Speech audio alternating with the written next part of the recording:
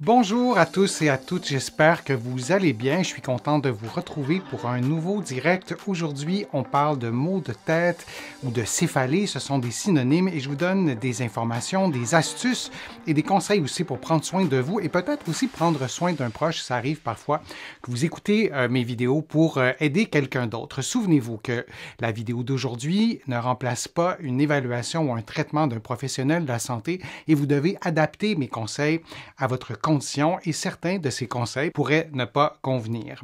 Vous allez trouver beaucoup d'informations que je vais vous donner aujourd'hui et beaucoup d'exercices aussi dans mes livres, notamment 99 façons de soulager les douleurs au dos et au cou et aussi le livre Va prendre l'air, tout sur le pouvoir exceptionnel de la respiration. J'avais envie de vous parler des 4 phases de la migraine. Elles ne sont pas systématiques chez tout le monde. Donc, vous avez peut-être des migraines et peut-être que certains points que je vais vous proposer, peut-être que vous vous reconnaîtrez pas dans ces points-là, mais je vous les propose quand même.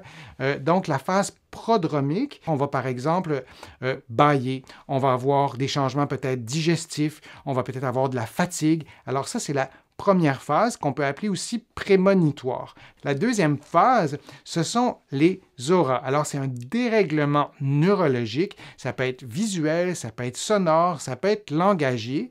Il y a des gens qui ont des migraines avec aura et qui ne peuvent pas parler quand ils sont dans cette phase de l'aura. Alors, quand ça nous arrive, c'est assez paniquant.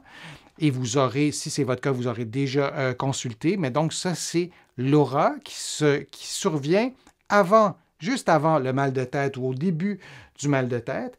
Et l'autre phase, bien, c'est la phase du mal de tête, la douleur, appelez ça comme vous voulez. Et il y a aussi des gens qui ont des migraines qui n'ont pas de mal de tête. Ils ont les 3 autres phases et ils n'ont pas nécessairement ou ils n'ont pas chaque fois le mal de tête. Alors, ils peuvent avoir beaucoup d'autres symptômes, mais le mal de tête n'est pas tout le temps présent. Ce n'est pas la majorité, évidemment, des cas de migraine qui se passent comme ça. Et on a aussi l'inverse de la phase prémonitoire, la phase post-dromique. Et lorsque vous êtes dans cette phase-là, et je serais curieux si vous êtes à l'aise de m'écrire un commentaire, est-ce que vous avez cette phase-là post-dromique qui est un peu comme un lendemain de veille? Alors, ça peut durer un certain temps, ça varie d'une personne à l'autre, mais c'est vraiment comme lorsqu'on a bu vraiment beaucoup et on se réveille le lendemain matin et on a mal à la tête, c'est le cas de le dire, on ne se sent pas bien. Avez-vous déjà vécu, si vous avez des migraines, cette phase des migraines? Alors, de connaître ces quatre phases-là, de savoir que parfois on peut même ne pas avoir de mal de tête, mais on souffre de migraine. Notre problème rentre dans cette catégorie de la migraine et du traitement aussi associé à la migraine. Alors, c'est des 4 phases, je pense, qui sont importantes à retenir.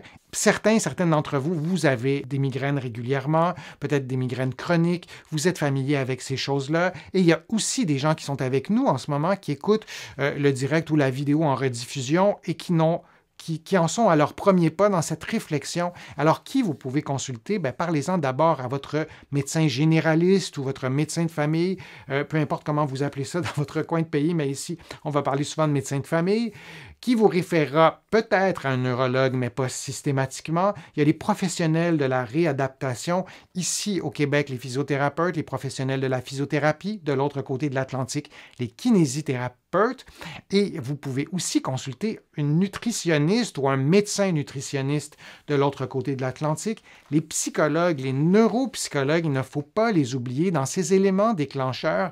Parfois, il y a des trucs qui sont programmés dans notre cerveau et de consulter, par exemple, un ou une psychologue en thérapie cognitivo-comportementale peut nous aider à briser ces associations qui contribuent au déclenchement d'une migraine dans tel ou tel contexte. Alors, ne pas oublier tous ces professionnels de la santé que vous pouvez consulter et de ne pas vous dire « j'ai une migraine, c'est chronique, il n'y a rien à faire ». Non, il y a des choses à faire. Je vous en présente quelques-unes aujourd'hui. Il y en a vraiment une longue liste. Je vais y revenir aussi dans d'autres vidéos, mais j'allais dire, prenez-vous en main ou plutôt prenez soin de vous, vous le méritez et ça peut vraiment parfois diminuer considérablement vos douleurs et faire en sorte que vous ayez une meilleure qualité de vie.